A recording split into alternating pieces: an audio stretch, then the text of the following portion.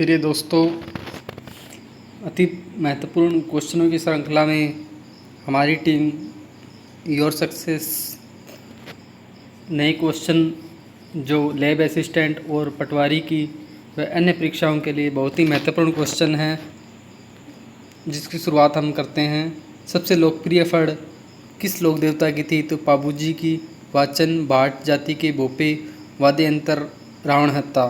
सबसे पुरानी, सबसे अधिक चित्रांकन में सबसे लंबी गाथा वाली फड़ किस देवता की है?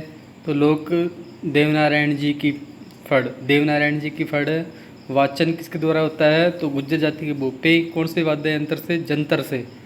बिना वाद्य यंत्र की फड़ की किस फड़ का वाचन होता है? भस्मासुर। भस्मासुर की फड़ है जो बिना वाद्य यंत्र के वाचन होती है। इनमें मुख्य फड़ है रामदला, कृष्णदला की फड़। इसका वाचन दिन में होता है। बेसासा की फड़ का वाचन नहीं की जाती है। बेसासा की वाचन है, बेसासा की फड़ वाचन नहीं होता है। पाने क्या है? विभिन्न देवी देवताओं के कागज पर बने बड़े चित्र पाने कहलाते हैं। कुछ प्रसिद्ध प्रस्थानों की छपाई स्थल इस प्रकार हैं। अजरक प्रिंट, बाड़मेर। इसका रंग कैसा है? रंग के क्वेश्चन दोस्तों बहुत आते हैं, इनका परीक्षा में ज़रूर देखें। मुख्य रंग अजरक प्रिंट का नीला और लाल होता है। आजम प्रिंट कहाँ की है? अंकोला चित्तौड़गढ़ की है। सांगानेर प्रिंट सांगानेर जयपुर की है।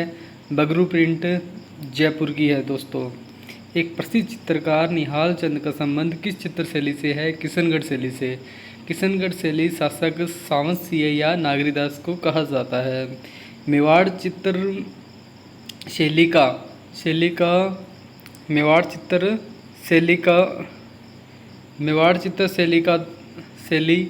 में मेवाड़ स्कूल से संबंधित प्रमुख शैलियाँ कौन कौन सी है? तो 1 नंबर उदयपुर दोस्तों, 2 नंबर नाथद्वारा, 3 नंबर देवगढ़ और 4 नंबर पर चावंड की शैली है। चावंड शैली है जो राणा प्रताप व अमर सिंह प्रथम के टाइम की है। दोस्तों,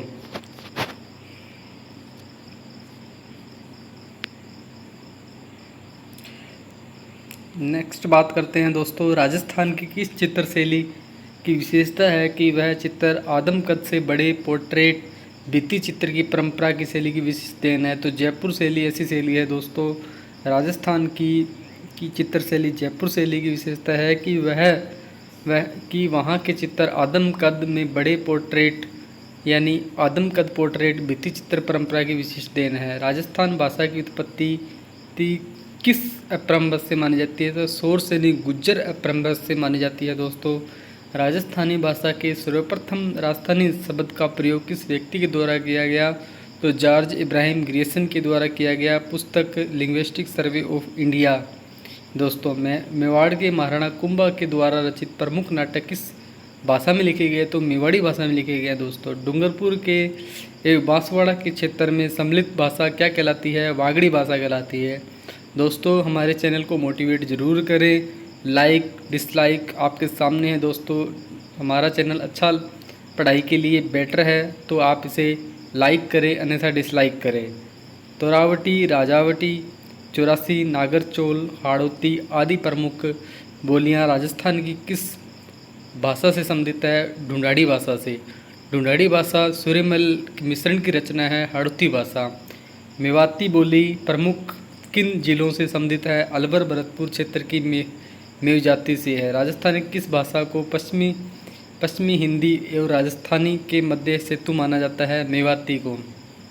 राजस्थान की किस भाषा को पश्चिमी हिंदी और राजस्थान के मध्य सेतु माना जाता है? तो मेवाती भाषा को माना जाता है। दोस्तों, लालदासी और चरणदास जी संत संप्रदायों का साहित्य प्रमुख है किस भाषा में लिखा गया है? तो मेवाती भाषा में लिखा गया। दोस्तों, शेखावटी बोली राजस्थान की किस भाषा की उपबोली है? तो मारवाड़ी की उपबोली है। दोस्तों, शेखावटी बोली राजस्थान की किस भाषा की बोली है? तो मारवाड़ी की है।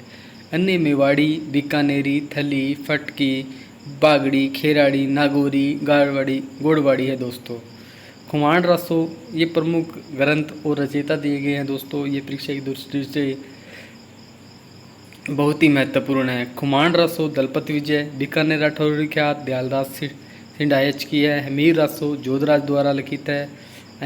एकलिंग महात्म्य कान्य व्यास का है। हमीर महाकाव्य नवेचंद सुंदरी का है। वेली कृष्ण रुक्मणी पृथ्वीराज राठौड़ का है। बांकी दास की ख्यात बांकी दास की है। वीर विनोद कवि राज श्यामल दास की है।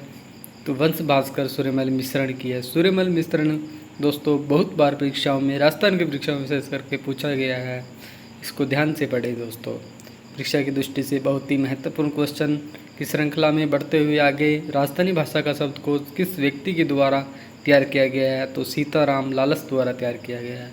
प्रसिद्ध बिसलदाव रासों की रचना किस बोली में हुई? गोड़वाड़ी बोली में हुई। रचना किसके द्वारा रचित है? तो नरपति नाला द्वारा रचित है।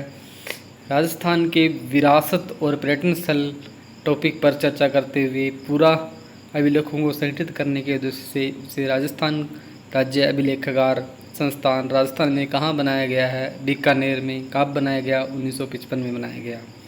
पत्रिका जन्म भूमि राजस्थानी भाषा साहित्य संस्कृत अकादमी का मुख्यालय कहाँ है? बीकानेर में।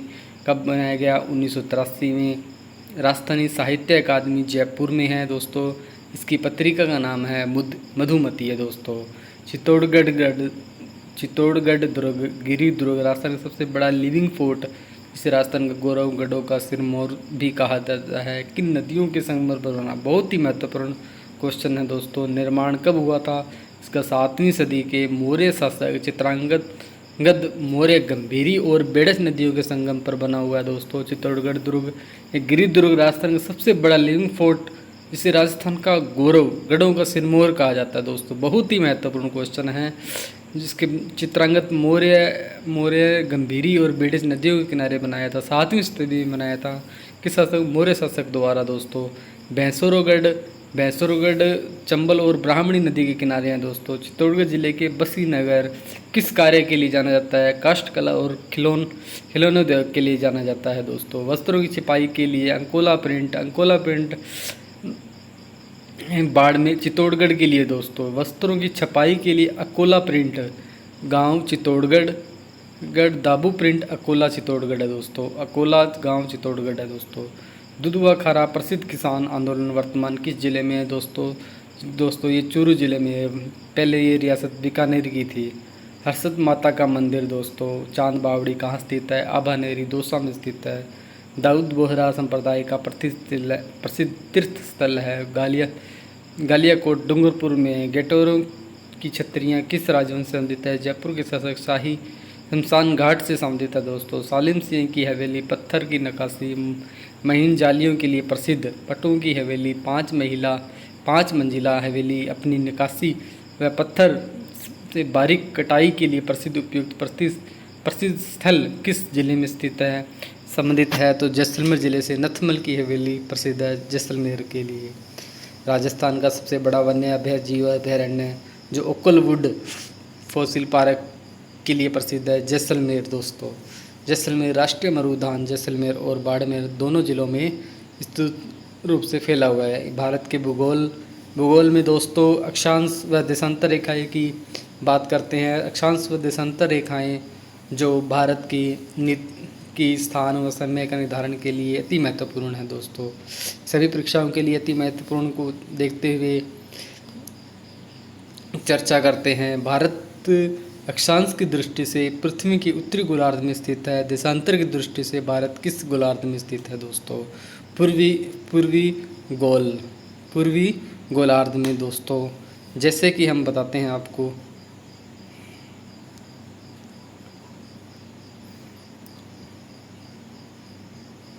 जैसे कि दोस्तों भारत ये वर्ल्ड का है नक्शा है। ये भारत उत्तर पूर्व में स्थित है, यानी भारत यहाँ स्थित है।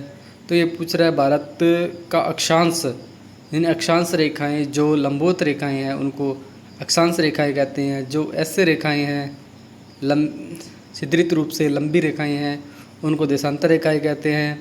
भारत की स्थिति उत्तरी गोलार्ध में है, तो ये उत्तरी गोलार्ध में है। यहाँ से देखते हैं तो उत्तरी गोलार्ध में है।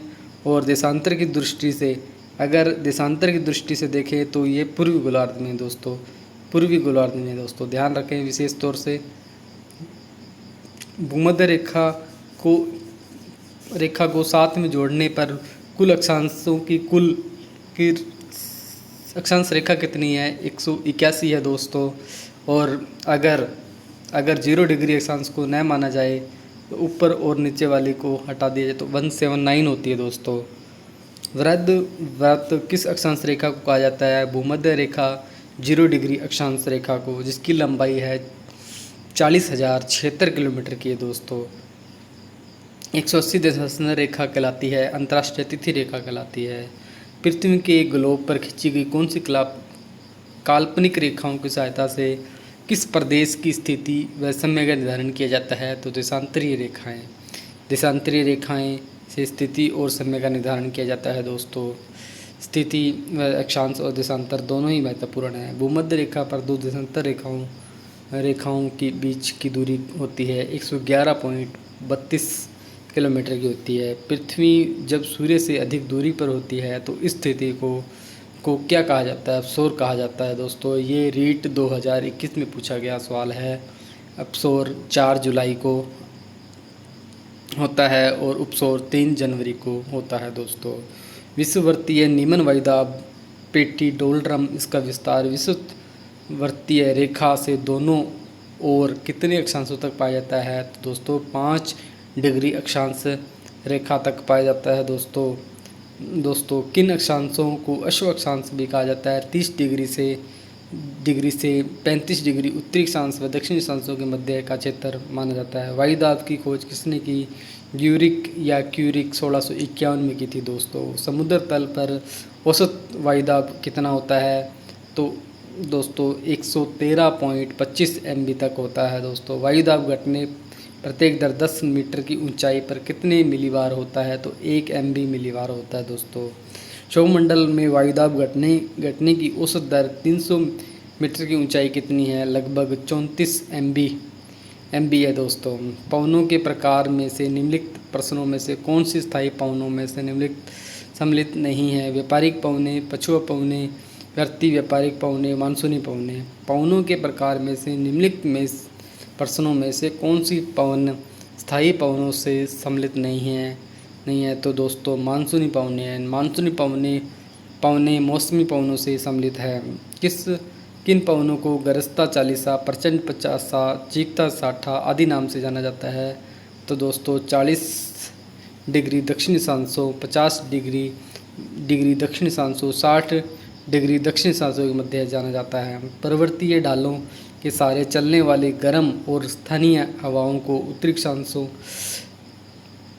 को उत्तरी अमेरिका और यूरोप में किस नाम से जाना जाता है, तो चिनूक व फोन के नाम से जाना जाता है। पर्वतीय ढालों के सहारे चलने वाली गर्म और स्थानीय हवाओं को उत्तरी अमेरिका तथा यूरोप में किस नाम से जाना, चिनूक व फोन हवाओं के नाम से जाना जाता है।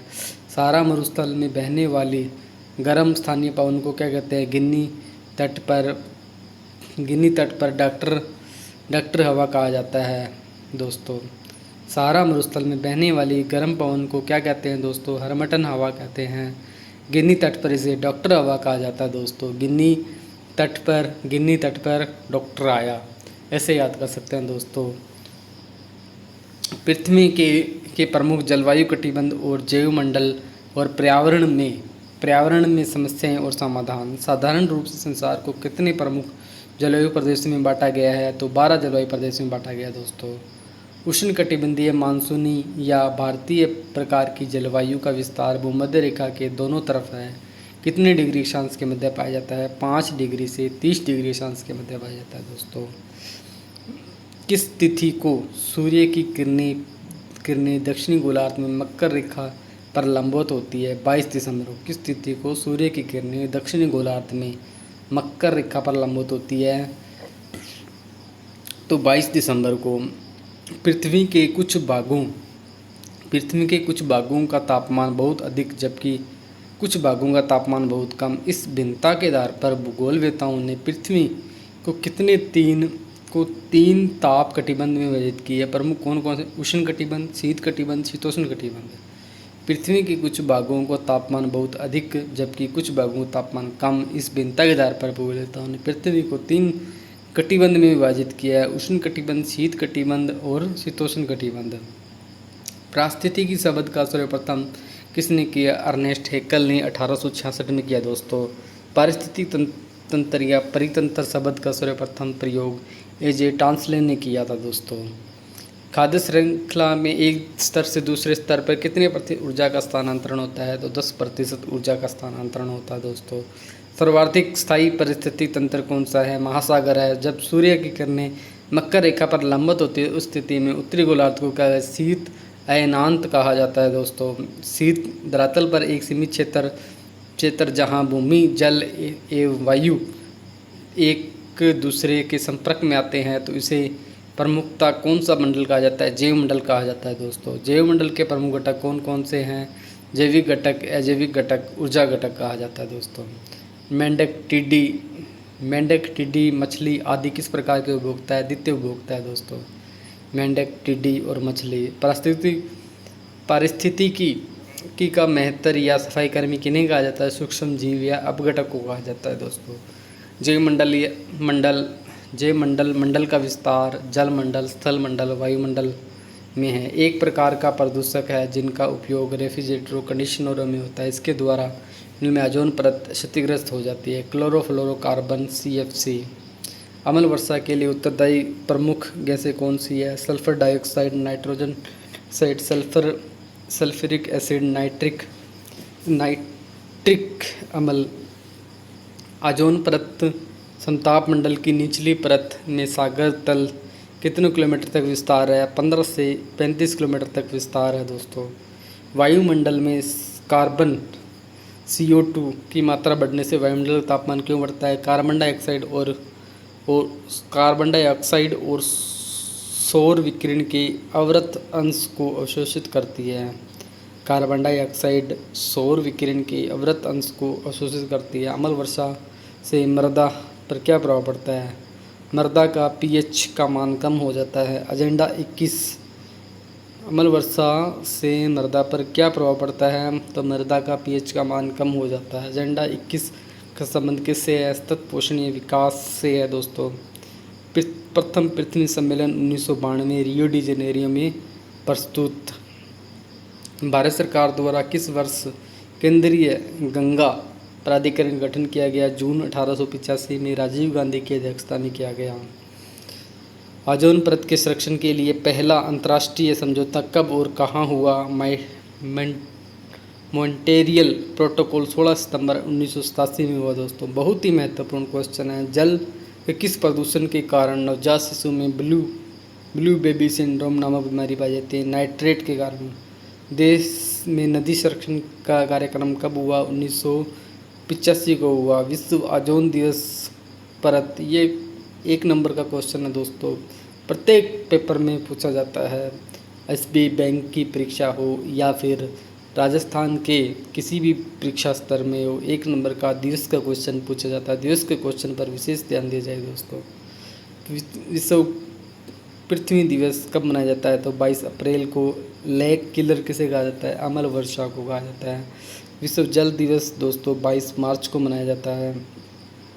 नमामि गंगे मिशन की शुरुआत 2014 में हुई। विश्व जैव विविधता 22 मई को। विश्व जैव विविधता बहुत ही महत्वपूर्ण है। 22 मई दोस्तों।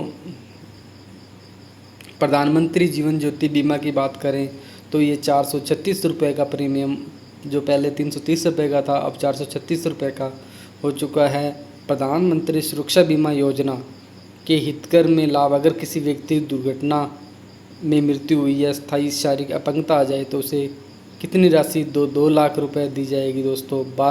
अब इसका प्रीमियम बढ़ाकर 20 रुपये कर दिया गया है दोस्तों। आधुनिक बैंक कहाँ पर स्थापित किया गया? 1688 मद्रास में। बैंकों को कितने प्रकार के वर्गीकृत किया जा सकता है? 4 प्रकार। वाणिज्य बैंक, बैंक सहकारी, विशिष्ट बैंक, केंद्रीय बैंक। केंद्र सरकार सहकारी बैंक को अन्य किस नाम से जाना जाता है? जिला सहकारी बैंक के नाम से जाना जाता है। राष्ट्रीय कृषि एवं ग्रामीण विकास बैंक की स्थापना किस समिति के अनुशंसा पर की गई? शिव रमन समिति के अनुशंसा पर 12 जुलाई 1982 को कौन सी विशिष्ट वित्तीय संस्थान आधुनिक प्रतिष्ठानों को मध्यकालीन व दीर्घकालीन शाखा उपलब्ध करवाता है? भारतीय औद्योगिक वित्त निगम। भारतीय रिजर्व बैंक का राष्ट्रीयकरण कब हुआ? 1 जनवरी 1949 को। भारतीय रिजर्व बैंक का मुख्यालय कहाँ है? मुंबई में।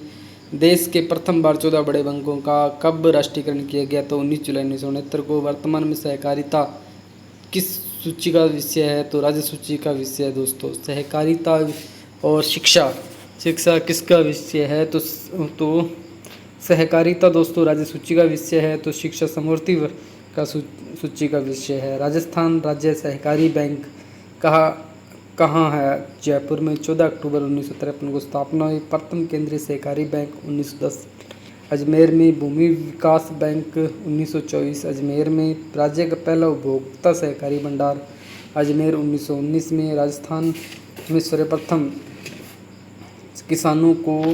भारतीय किसानों को खेती के लिए साख की सुविधा उपलब्ध कराने के लिए बिचौलियों से मुक्ति दिलाने के लिए राजस्थान में सहकारिता आंदोलन की शुरुआत 1904 में अजमेर से दोस्तों। राजस्थान में सर्वप्रथम किसानों की खेती की साख की सुविधा उपलब्ध कराने के लिए बिचौलिया में मुक्ति दिलवाने के लिए राजस्थान सहकारिता आंदोलन की शुरुआत 1904 में कहाँ से हुई? अजमेर से हुई। इस वर्ष 1904 में सर्वप्रथम सहकारी समिति की स्थापना हुई बिनाए अजमेर में।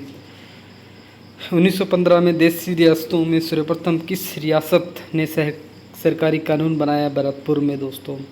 1915 में देशी रियासतों में सर्वप्रथम किस रियासत ने सरकारी कानून बनाया? तो भरतपुर ने बनाया दोस्तों। राजस्थान में शीर्ष स्तर पर राजस्थान राज्य भूमि विकास बैंक की स्थापना 26 मार्च 1957 को की गई। इसका मुख्यालय कहाँ पर है? जयपुर में है। राजस्थान राज्य सहकारी क्रय विक्रय संघ का संक्षिप्त नाम क्या है? राजफेड। स्थापना 26 नवंबर 1957 को। राज्य महिला नागरिक सहकारी समिति के नाम से प्रथम महिला नागरिक सहकारी बैंक कहाँ पर है? जयपुर में। मुख्यमंत्री जनजाति जलधारा योजना 15 दिसंबर 2007 में। रिद्धि सिद्धि योजना 2009-10 में महिलाओं को सार्वजनिक वितरण प्रणाली से जोड़ना। राजस्थान सहकारी समिति अधिनियम कब पारित हुआ? 13 फरवरी 2019 को। राजस्थान सहकारी समिति अधिनियम 13 फरवरी 2019 को। किसान सेवा पोर्टल की शुरुआत 2019 में हुई दोस्तों। भारत का क्षेत्रफल विश्व के कुल भौगोलिक क्षेत्रफल का कितना प्रतिशत भाग है? तो 17% है दोस्तों। विश्व के क्षेत्रफल का कितना प्रतिशत भाग है? 17%। 2.43% जनसंख्या विश्व की भारत में निवास करती है दोस्तों। भारत की स्थलीय सीमा व सीमा रेखा व समुद्री तटीय रेखा की लंबाई स्थलीय सीमा की 15,200 और समुद्री तट की 7516.6 किलोमीटर है। खादर से क्या से है? बाढ़ वाले मैदानों के नए और युवा निक्षेप को खादर कहा जाता है। बांगर पुराने जलोढ़ होते हैं दोस्तों। हिमालय की दूसरी सबसे ऊंची चोटी कंचनगंगा भारत में की है चोटी, और हिमालय की दूसरी सबसे चोटी और भारत की प्रथम चोटी है कंचनगंगा। 8,556 मीटर है और कई बार हमें 8,598 किलोमीटर देखने मिलती है। दक्षिणी भारत के पूर्वी घाट का सबसे ऊंचा महेंद्रगिरी उड़ीसा में है दोस्तों। 1500 मीटर है। दक्षिणी भारत की ऊंची चोटी अनाईमुड़ी है दोस्तों। बरखान से क्या से है? अर्धचंद्राकार बालू टीला को बरखान कहा जाता है। भारतीय पश्चिमी प्रमुखस्थलीय क्षेत्र की सबसे बड़ी नदी कौन सी है? लूणी नदी है। 6 जिलों से होकर गुजरती है। भारतीय पश्चिमी मरुस्थलीय क्षेत्र की सबसे बड़ी नदी लूणी नदी 6 जिलों से होकर गुजरती है। अजमेर, नागौर, पाली, जोधपुर, बाड़मेर, जालौर। मालाबार तट किस राज्य से संबंधित है? केरल राज्य से है दोस्तों। भारत का सबसे बड़ा हिमनद सियाचिन ही लद्दाख में है जो दोस्तों। मेघालय का पठार किसका भाग है? प्रायद्वीपीय पठार का भाग है। मेघालय का पठार किसका भाग है? तो प्रायद्वीपीय पठार का भाग है। अरावली व विंध्याचल मध्य पठार कौन सा? अरावली व विंध्य श्रृंखला के मध्य कौन सा पठार स्थित है? मालवा का पठार है। भारत का औसत समुद्र तल किस तट से मापा जाता है? चेन्नई से। भारत का औसत समुद्र तल तट किस तट से मापा जाता है? तो चेन्नई से। भारत के कितने राज्य समुद्री तट रेखा से संलग्न हैं? 9 राज्यों से गुजरात, महाराष्ट्र, गोवा, कर्नाटक, केरल, तमिलनाडु, आंध्र प्रदेश, उड़ीसा उड़ीसा और पश्चिम बंगाल कितने समुद्री तट से होकर गुजरते हैं? तो 9 राज्य: गुजरात, महाराष्ट्र, गोवा, कर्नाटक, केरल, तमिलनाडु, आंध्र प्रदेश और उड़ीसा और पश्चिम बंगाल। कन्याकुमारी को किस नाम से जाना जाता है? कैप कॉमोरिन के नाम से। भारत और श्रीलंका के मध्य कौन सा द्वीप है? पर दोस्तों पंबन द्वीप है दोस्तों, रामेश्वरम तमिलनाडु। कहाँ है? पंबन द्वीप तमिलनाडु। भारत और श्रीलंका के बीच में पंबन द्वीप है जो तमिलनाडु में है, रामेश्वरम। सरक्रिक विवाद भारत पाक गुजरात राज्य की सीमा से लगता है। भारत की द्वीप समूह में कौन सा द्वीप समूह है? सूक्ष्म प्रवाल जीवों के अवशेष से माना जाता है लक्षद्वीप समूह। भारत के कितने राज्य केंद्र शासित प्रदेश है? 28 राज्य व 8 केंद्र शासित प्रदेश है। किन बिगा गलियारा विवाद भारत और बांग्लादेश के बीच में है दोस्तों। विश्व का सबसे बड़ा नदी द्वीप कौन सा है? माजुली द्वीप, ब्रह्मपुत्र नदी जो असम में है दोस्तों। विश्व का सबसे बड़ा नदी द्वीप। भारत का सबसे बड़ा ग्लेशियर कौन सा है? सियाचिन है। पंबन द्वीप किन 2 देशों भारत और श्रीलंका के बीच में है? शेषाचलम पहाड़ियाँ आंध्र प्रदेश में है। मिक्री हिल्स असम में है। मोरनी हिल्स हरियाणा में है। शिवालिक पहाड़ियाँ जम्मू कश्मीर हिमाचल प्रदेश में। राजमहल की पहाड़ियाँ बिहार में है दोस्तों। वह द्वीप जो भारत की सीमा से बाहर है, बांका द्वीप। वह द्वीप जो भारत की सीमा से बाहर है वो बांका द्वीप है। भारत के भू आकृतिक प्रदेशों को 4 भागों में विभाजित किया गया है। मैदानी भाग 43%, पठारी भाग 27.7%, पहाड़ी भाग पहाड़ियाँ 28.6% भाग पर, पर्वतीय भाग 10.27% भाग पर विद्यमान है। मृदा दिवस कब मनाया जाता है दोस्तों? तो 5 दिसंबर को। मृदा दिवस कब मनाया जाता है? 5 दिसंबर को मनाया जाता है। पीएच मान के अनुसार मृदा की प्रकृति। एक क्वेश्चन ज्योग्राफी के पेपर लैब असिस्टेंट के भाग में देखा जाएगा दोस्तों। 1 से 6 अगर पीएच मान है तो अम्लीय मृदा एसिडिक सॉइल माना जाएगा। 7 है तो उदासीन नेचुरल सॉइल माना जाएगा। 8 से 14 है तो क्षारीय मृदा माना जाएगा। सामान्यतः 7 से कम पीएच मान अम्लीय व 7 से अधिक पीएच मान वाली मृदा क्षारीय मानी जाती है। भारत में सर्वाधिक क्षारीय मृदा उत्तर प्रदेश में है। भारत में सर्वाधिक मृदा उत्तर प्रदेश में है दोस्तों। अम्लीय मृदा को कृषि योग्य बनाने के लिए किस खनिज का प्रयोग करते हैं? लाइम या चूने का प्रयोग करते हैं। झूम कृषि या स्थानांतरित कृषि सामान्यतः किस प्रकार की मिट्टी में की जाती है? अमेरिका के वर्गीकरण ऑक्सीसोल्स में की जाती है दोस्तों। ऑक्सीसोल्स। झूम कृषि या स्थानांतरित कृषि किस प्रकार की मिट्टी की जाती है? ऑक्सीसोल्स। भारत में सर्वाधिक पाई जाने वाली मृदा कौन सी है? जलोढ़ मिट्टी है दोस्तों। रेंगती हुई मृदा को किसे कहा जाता है? रेंगती हुई मृदा किसे कहा जाता है? मिट्टी अप्रदन को। मिट्टी अप्रदन को मरुस्थलीय। रेंगती हुई मृत्यु किसे कहता है? मिट्टी अप्रदन को मरुस्थलीकरण को। वह मिट्टी जो वायु द्वारा उड़कर दूसरे स्थान पर पहुंच जाती है उसे क्या कहते हैं? वातोड़ मिट्टी। वह मिट्टी जो वायु द्वारा उड़कर दूसरे स्थान पर पहुंच जाती है तो उसे वातोड़ मिट्टी कहा जाता है। भारत में कोयले के सर्वाधिक भंडार किस राज्य में स्थित है? तो झारखंड में स्थित है। राजस्थान के लिग्नाइट के भंडार किन 2 जिलों में पाए जाते हैं? बीकानेर और बाड़मेर। विश्व में लोहे के भंडार सर्वाधिक किस देश में है? ऑस्ट्रेलिया में है दोस्तों। विश्व में लोहे के भंडार सर्वाधिक ऑस्ट्रेलिया में है। लिग्नाइट के भंडार बीकानेर और बाड़मेर में है। रॉक फॉस्फेट उत्पादन के लिए भारत में द्वितीय स्थान पर किस राज्य का है? तो मध्य प्रदेश का है दोस्तों। वॉलस्टोनाइट सर्वाधिक भंडार राजस्थान का है। राजस्थान में वोल्दा सिरोही में कौन सा खनिज पाया जाता है? टंगस्टन पाया जाता है दोस्तों। राजस्थान के वोल्दा सिरोही में कौन सा टंगस्टन पाया जाता है? बेलाडीला की खान। बेलाडीले की किसकी खान है दोस्तों? लोहे की खान है। किस राज्य में है? छत्तीसगढ़ में दोस्तों। बहुत ही इम्पोर्टेंट क्वेश्चन है दोस्तों। लाल पीली मिट्टी किस प्रकार के चट्टानों में प्राप्त होती है? आग्नेय चट्टानों में। खादर क्या है? प्रतिवर्ष बाढ़ द्वारा निक्षेपित होने वाला नया जलोढ़ है। खादर क्या है? प्रतिवर्ष बाढ़ के द्वारा निक्षेपित होने वाला नया जलोढ़ है दोस्तों।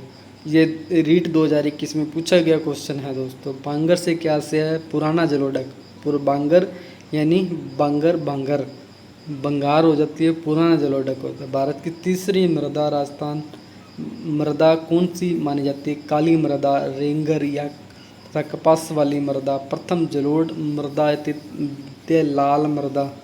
प्रथम जलोढ़ मृदा और द्वितीय लाल पीली मृदा, तृतीय काली मृदा या रेंगर मृदा। लवण मृदा में सामान्यतः किन उर्वरकों की कमी रहती है? नाइट्रोजन और चूने की कमी है। ऊंचे भागों में पाई जाने वाली मिट्टी जहां बाढ़ का पानी पहुंच जाता है उसे क्या कहते हैं? खादर। जलोढ़ मृदा कम पर्वतीय उपत्यका से। बाबर तराई खादर, बाबर तराई बांगर खादर, बाबर तराई बांगर खादर। ये दोस्तों सेम 2021 के रीट के पेपर में पूछा गया क्वेश्चन है, जो इसी क्रम में आया पूछा गया था। ऊंचे भागों में पाई जाने वाली मिट्टी जहां बाढ़ का पानी पहुंचता है उसे क्या कहते हैं? तो खादर कहते हैं।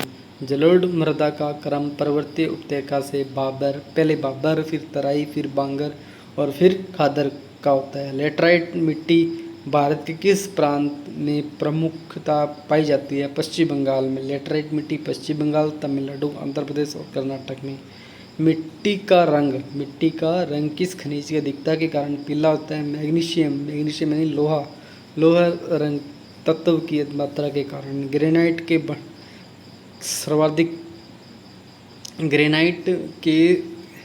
के सर्वाधिक खनिज भंडार किन राज्यों में है? कर्नाटक और राजस्थान में। ग्रेनाइट राजस्थान और कर्नाटक में। विश्व मार्बल सबसे बड़ा उत्पादक है? राजनगर, राजसमंद। विश्व में मार्बल का सबसे बड़ा उत्पादक है? राजनगर, राजसमंद। लिग्नाइट का सर्वाधिक भंडार किस राज्य में है? राजस्थान। कौन सा स्थान? एनसीईआरटी के अनुसार तमिलनाडु में है। सर्वाधिक भंडार मध्य प्रदेश में है। राजस्थान का द्वितीय स्थान है। एक बार फिर पढ़ा जाए दोस्तों इसको, बहुत ही महत्वपूर्ण क्वेश्चन है। इसके हर बार खनिज का क्वेश्चन आता है। खनिजों में सर्वाधिक लिग्नाइट का पूछा जाता है। राजस्थान के अंदर बीकानेर की खाने भी बहुत प्रसिद्ध हैं, बीकानेर और बाड़मेर की दोस्तों। लिग्नाइट का सर्वाधिक भंडार किस राज्य में है तथा राजस्थान का कौन सा स्थान है? राजस्थान का दूसरा स्थान है। और एनसीईआरटी के अनुसार तमिलनाडु में सर्वाधिक भंडार है, जबकि सर्वाधिक भंडार मध्य प्रदेश में है। राजस्थान का द्वितीय स्थान है। भारत का सबसे महत्वपूर्ण खनिज युक्त सेल तंत्र कौन सा है? धारवाड़ तंत्र है दोस्तों। भारत में लौह ऐसे किस क्रम की सेलों में पाया जाता है? धारवाड़ दोस्तों ये कर्नाटक का स्थान है। तांबे का सर्वाधिक भंडार किस राज्य में पाया जाता है? राजस्थान में। राजस्थान सर्वाधिक उत्पादन मलाज खंड क्षेत्र से होता है। जादूगोड़ा झारखंड के लिए किसके लिए प्रसिद्ध है? यूरेनियम के। वेरी वेरी इंपॉर्टेंट क्वेश्चन है दोस्तों, इसे नोट कर लो। जादूगोड़ा झारखंड के लिए प्रसिद्ध है, यूरेनियम के लिए। भारत में अभ्रक का सबसे बड़ा उत्पादक राज्य आंध्र प्रदेश है। भारत का कौन सा सेल तंत्र कोयला भंडारों का प्रमुख क्षेत्र है? गोंडवाना एंड सेल तंत्र। ज्वारीय ऊर्जा उत्पादन का भारत का कौन सा क्षेत्र महत्वपूर्ण है? खंबात की खाड़ी। निजी क्षेत्र की विश्व की सबसे बड़ी पेट्रोलियम रिफाइनरी का है? जामनगर, गुजरात में है दोस्तों। विश्व की सबसे बड़ी देश की प्रथम हीटेड पाइपलाइन राज्य के किन दो जिलों से गुजरती है? बाड़मेर और जालौर में। सबसे बड़ी और देश की प्रथम हीटेड पाइपलाइन राज्य के किन दो जिलों से होकर गुजरती है? बाड़मेर और जालौर। देश में सर्वाधिक लंबी तेल पाइपलाइन सलाया मथुरा में 2660 किलोमीटर की है। देश की सबसे लंबी पाइपलाइन सलाया मथुरा 2660 किलोमीटर है दोस्तों। वर्तमान में भारत में सर्वाधिक लोहा एसक उत्पादन करने वाला राज्य उड़ीसा है। वर्तमान में भारत में सर्वाधिक लोहा एसक उत्पादन करने वाला राज्य उड़ीसा है दोस्तों। एस्बेस्टस के उत्पादन में विश्व में प्रथम स्थान में है रूस है दोस्तों। एस्बेस्टस में रूस है। कोयले का सर्वाधिक उत्पादन विश्व में चीन में होता है सर्वाधिक। देश में तांबे का उत्पादन सर्वाधिक उत्पादन किस राज्य में होता है? तो मध्य प्रदेश में होता है दोस्तों। देश में तांबे का उत्पादन किस राज्य में होता है? तो एमपी में होता है। जिप्सम उत्पादन के लिए देश में कौन सा स्थान है? तो प्रथम जिप्सम में प्रथम राजस्थान है। विश्व में मैग्नीज उत्पादन में प्रथम दक्षिणी अफ्रीका है। मैग्नीज उत्पादन में दक्षिणी अफ्रीका है। भारत में सर्वप्रथम किस वर्ष पेट्रोलियम का दोहन प्रारंभ हुआ? 1889 डिगबोई असम में हुआ। खनिज उत्पादन के मूल्य की दृष्टि से प्रथम स्थान किस राज्य का है? तो उड़ीसा का है। दूसरा राजस्थान का है। खनिज उत्पादन के मूल्य की दृष्टि से प्रथम स्थान उड़ीसा, दूसरा राजस्थान का है। गुणवत्ता के आधार पर कोयले की सबसे उत्तम किस्म कौन सी है? एंथ्रासाइट। एंथ्रासाइट सर्वाधिक उत्तम है। पीट fourth class, lignite third class. Lignite की मात्रा राजस्थान में सर्वाधिक मात्रा मिलती है, देखने को मिलती है। Bittu means anthracite. ये एंथ्रासाइट सर्वाधिक श्रेष्ठ कोयला माना जाता है। भारत के अधिकांश किस किस्म का कोयला पाया जाता है? तो भारत में बिट्टूमिनस प्रकार का कोयला सर्वाधिक पाया जाता है। कोयले के भंडार सर्वाधिक भंडार किस राज्य में है? झारखंड में, दूसरा उड़ीसा में। प्रथम स्थान में कोयला सर्वाधिक भंडार झारखंड में है, दूसरा उड़ीसा में है। लिग्नाइट भारत में विश्व में प्रथम भारत का स्थान है। लिग्नाइट में 7वां। लिग्नाइट उत्पादन में विश्व में भारत का स्थान 7वां है। भारत में लिग्नाइट के सर्वाधिक भंडार तमिलनाडु में है, राजस्थान गुजरात में है। उत्पादन तमिलनाडु गुजरात राजस्थान में है। भारत में लिग्नाइट के सर्वाधिक भंडार तमिलनाडु, राजस्थान और गुजरात। उत्पादन तमिलनाडु, गुजरात, राजस्थान। राजस्थान में लिग्नाइट के सर्वाधिक भंडार बाड़मेर और बीकानेर हैं दोस्तों। यह क्वेश्चन बहुत ही महत्वपूर्ण है दोस्तों। बॉक्साइट किसका एशक है? एल्यूमिनियम का। देश में सर्वाधिक बॉक्साइट के भंडार किस राज्य में है? उड़ीसा में। भारत में मुख्यतः किस किस्म का लोहा पाया जाता है? तो हेमेटाइट और मैग्नेटाइट का। भारत में मुख्यतः किस किस्म का लोहा पाया जाता है? हेमेटाइट और मैग्नेटाइट का। भारत में लोहा का सर्वाधिक उत्पादन किस राज्य से होता है? उड़ीसा और छत्तीसगढ़। गैलेना व पायरोटाइट किसके एशक है? शीशे के। किस राज्य का शीशा जस्ते के उत्पादन में एकाधिकार है? राजस्थान का। भीलवाड़ा की रामपुरा अगुच्चा की खान किस खनिज के लिए प्रसिद्ध है? शीशा जस्ता के लिए प्रसिद्ध। भारत में क्रोमोमाइट के सर्वाधिक भंडार किस उत्पादन के लिए हैं? उत्पादन किस राज्य का है? क्रोमोमाइट उड़ीसा के लिए। भारत का टंगस्टन का मुख्य उत्पादक राज्य कौन सा है? राजस्थान। टंगस्टन का उत्पादन में राजस्थान मुख्य खान डेगाना नागौर में दोस्तों। किस खनिज का नाम हरसोट है? जिप्सम का। मुख्य खान गोट मंगलोद नागौर में है। विश्व में सोने के सर्वाधिक भंडार किस देश में पाए जाते हैं? ऑस्ट्रेलिया में। भारत में सर्वाधिक सोने के भंडार कर्नाटक में देखे गए हैं। भारतीय खान ब्यूरो मुख्यालय कहाँ है? नागपुर में। देश में कच्चे तेल का उत्पादन सर्वाधिक उत्पादन कहाँ से होता है? मुंबई हाई में, अरब सागर में। सेलों के प्रमुख प्रकार कौन कौन से हैं? 3 सेलें हैं, अगहने, अवसादी और कायंत्रित या रूपांतरित। सेलों के कौन कौन से 3? अगहने, अवसादी और कायंत्रित या रूपांतरित। किस प्रकार की सेलों को प्राथमिक सेल भी कहा जाता है? अगहने सेलों को। अगहने चट्टाने में पाई जाने वाली प्रमुख खनिज कौन सी हैं? अगहने चट्टान में अब्रक, मैग्नेटाइट, फेल्सपार, लोहा। किस प्रकार के चट्टानों की विशेषता है कि यह अपेक्षाकृत मुलायम व क्षय विहीन होती है? अवसादी प्रकार की चट्टानें हैं दोस्तों। किस प्रकार की चट्टानों की विशेषता है कि अपेक्षाकृत मुलायम और क्षय विहीन होती है? अवसादी। इसमें पेट्रोलियम व खनिज मिलता है दोस्तों। जलवायु की बात करें तो भारत की जलवायु में विश्व प्रसिद्ध जर्मन विद्वान व्लादिमीर कोपेन द्वारा विकसित वर्गीकरण के अनुसार भारत की जलवायु किस प्रकार की जलवायु है? कोपेन के अनुसार उष्णकटिबंधीय मानसूनी जलवायु है। ने भारत को 8 जलवायु भागों में बांटा है। सामान्यतः समुद्र तल से ऊंचाई पर जाने पर तापमान का घटने का क्रम क्या होता है? प्रति 1 किलोमीटर की ऊंचाई पर 6 डिग्री सेल्सियस की दर तापमान कमी हो जाती है। जैसे जैसे हम जाते हैं ऊपर तो 1 किलोमीटर की ऊंचाई पर 6 डिग्री तापमान की कमी हो जाती है, यानी प्रति 165 मीटर की ऊंचाई पर 1 डिग्री सेल्सियस तापमान कम हो जाता है। 32 मीटर की गहराई पर 1 डिग्री सेल्सियस तापमान बढ़ता है दोस्तों। काल बैसाखी असम पश्चिम बंगाल में वैशाख के महीने में शाम को चलने वाली भयंकर विनाशकारी वर्षा युक्त पवन है। यह पवनें किन फसलों के लिए लाभदायक होती है? चाय, पटसन और चावल। इन्हें बारदौली छिड़ा वर्षा भी कहा जाता है। भारतीय पर्यावरण दिवस कब मनाया जाता है? तो 21 सितंबर को मनाया जाता है। भारत का 53वां नवीनतम टाइगर रिजर्व गुरु घासीदास राष्ट्रीय पार्क छत्तीसगढ़ में है दोस्तों। ताम्र वर्षा किन राज्यों के लिए प्रसिद्ध है? केरल और कर्नाटक के तटीय क्षेत्र। चेरी ब्लॉसम फूलों की वर्षा केरल। कहावा कृषि फूल खिलने के कारण मानसूनी प्रत्यावर्तन का काल माना जाता है अक्टूबर और नवंबर माह में।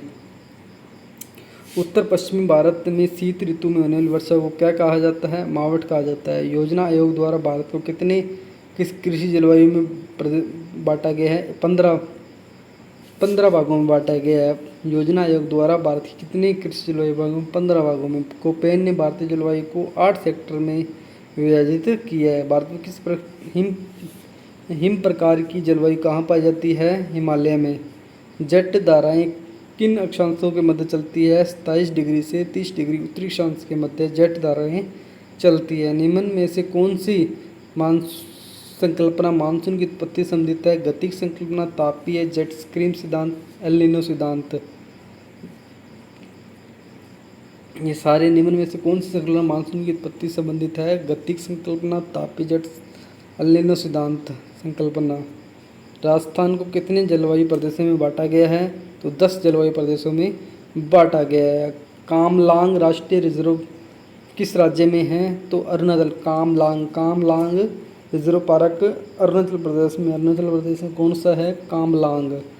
वह राज्य जिसमें राष्ट्रीय उद्यान नहीं है वह है पंजाब। राष्ट्रीय जिसमें कोई भी राष्ट्रीय उद्यान नहीं है तो वह है पंजाब। देश का सबसे बड़ा हाथी रिजर्व कहाँ स्थित है? मैसूर हाथी रिजर्व कर्नाटक में है। मैसूर कर्नाटक में है। बाघ गणना 2018 के अनुसार सर्वाधिक बाघ किस राज्य में है? तो एमपी में। 526 बाघ एमपी में। हेमिस नेशनल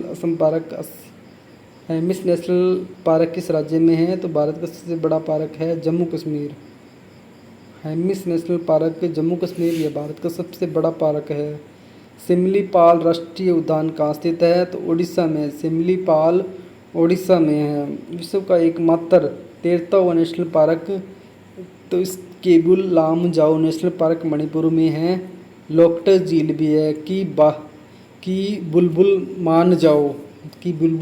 मान जाओ मणिपुर के लिए अपने ट्रिक से याद कर सकते हैं कि बुलबुल मान जाओ। बोरी अभयारण्य स्थित है मध्य प्रदेश में। ग्रेट हिमालयन नेशनल पार्क कहाँ स्थित है? हिमाचल प्रदेश में दोस्तों। धन्यवाद दोस्तों, ये महत्वपूर्ण कड़ी है हमारे लिए और आने वाली परीक्षाओं के लिए अति महत्वपूर्ण क्वेश्चन है जो परीक्षा के हॉल में ये क्वेश्चन ज़रूर आपको मिलेंगे। 99% क्वेश्चन ये आएंगे दोस्तों। ये एनसीईआरटी बेस्ड क्वेश्चन है जो परीक्षा की दृष्टि से बहुत ही महत्वपूर्ण है। आप इनको परीक्षा की दृष्टि से बहुत बार बार देखने का प्रयास करें, यही आपके क्वेश्चन को मिलेंगे आपको। धन्यवाद दोस्तों।